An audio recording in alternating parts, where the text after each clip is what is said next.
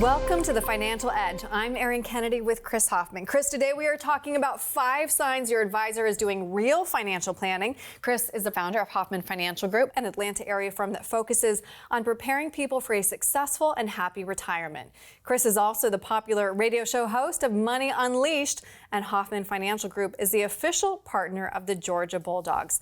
Chris, a lot of financial advisors claim to offer comprehensive planning, but there are a few obvious signs to know if your financial advisor is really working in your best interest. That's true. So first, is your advisor helping you define your goals and objectives? Yeah, it's a big part of the conversation when you first start working on a financial plan. You need to determine what are your wants and desires. You've worked your whole adult life to date to amass enough wealth to retire and live your best life. So is that hobbies? Is that travel? Is that spending time with kids and grandkids? We want to know, and we want to talk about what are your wants and needs and desires, because you want to live your best life in retirement. You don't want to live a restricted life. So we need to do a lot of listening. We have 2 ears and 1 mouth. Listen twice as much as we talk and really hear what the client's desires are and build the plan around that. Mm-hmm. A real financial planner will gather details on your assets, liabilities, income, and expenses. Yeah, so that's the whole picture. I think too often financial advisors will worry about the investable assets. Might be because that's what they're being compensated through, but it's a bigger picture. It's expenses, liabilities, things like, do we pay off our mortgage or do we just let it expire over a 30-year period? Mm-hmm. So little things like that go a long way in building out a full financial plan, and you really can't have one without all those other parts included in it. So right. It's important, again, to work on the expenses too. Not a lot of people we meet with for the first time understand how much they spend per year. They just know they've got money left over every month, and then they discount the one-time expenses. They say, well, that was replacing of a car. Well, cars age, it's going to happen again in your 30-year retirement life. So we need to really get a good handle on budgeting and expenses, liabilities, income generation, taxes, growth targets, and protection strategies. Mm-hmm. We just need to engage with you and hear all of the things that are your desires, and then get the information from you, and we can prepare the plan. Obviously, we're not asking them to do that on their own. A good financial advisor will also help you determine when is the best time for you to claim Social Security. Absolutely, and if you're married, it's extremely important. Mm-hmm. Because the surviving spouse can step into the higher amount, or you can have 2 Social Security amounts running at the same time. So knowing whether you should trigger earlier than full retirement or on full retirement age of 67, or one of you deferring or both of you deferring until 70 is important.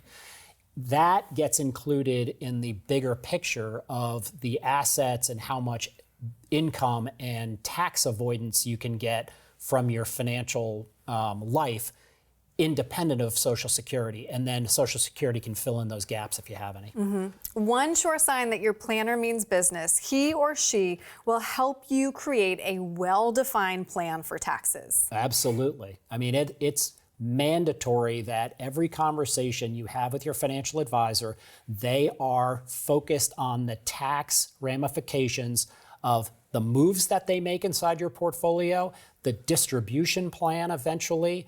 And we have 3 buckets of money. We've got pre-tax, tax-deferred money. That's typically our 401ks, TSPs, 403bs. We've got taxable money, and then we've got the best money of all, which is tax-free. We've got to discuss how much money we have in each one of those buckets. And if we're heavy in tax deferral, we need a tax strategy on not getting an income tax bite later in life. Mm-hmm. Estate planning and financial planning often go hand in hand. A good advisor will ask to at least see your estate planning documents.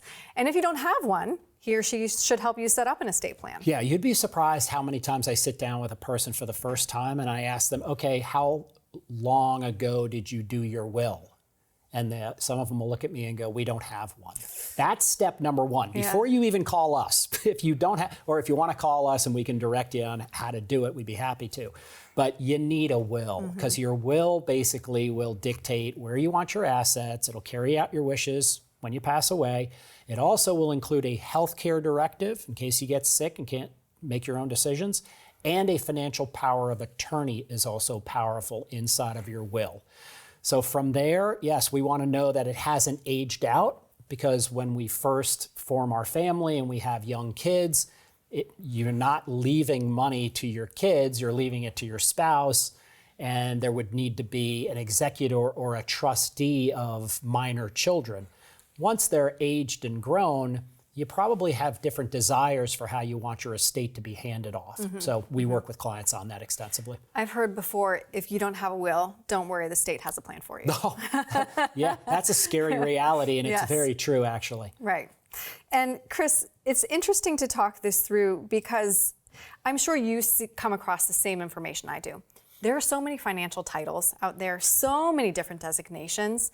It is overwhelming for somebody at home to know whether the person who is handling their money is the person who should be handling their money. So on the financial advisory side, just simply go to FINRA Broker Check, pull up that advisor's name and or get their CRD number from them, and just do a background check on them. That's the easiest way to clear that. And then obviously you need to meet with them and feel comfortable that they have your best interest at heart and they're competent and trustworthy.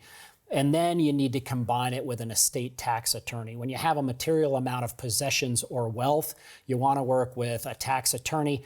Your financial advisor should be able to refer you to somebody that they work with. Just make sure they're not getting compensation for those referrals. We work with several tax attorneys.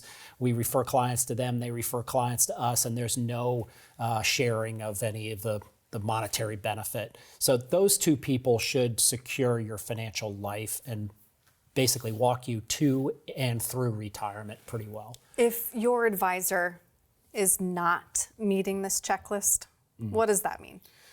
It means they might be in it for themselves. They might be just collecting a paycheck and not paying attention to their account base, or they have a fatal flaw. And I work with my advisors, and this is a criteria that I use with my advisors, and I say it quite often to them. I said, do not expect to be paid for everything you do for your clients. Eliminate that in your thinking process. So you are in service to them, you're a fiduciary advisor, you have to act in the utmost best interest of them. If that means grinding through tax statements with them, you don't get paid on that. You're not a CPA or a tax professional, but you need to do a lot of things that don't generate a direct income. And unfortunately, I think this world, the youth is looking for everything they do, they get paid on, and you need an advisory team that is trained to do right by the client. Their income will fall in line well if they do a good job. If clients are successful, then we should be successful. If clients are not happy or successful, we shouldn't be happy or successful. There should be a correlation between the two.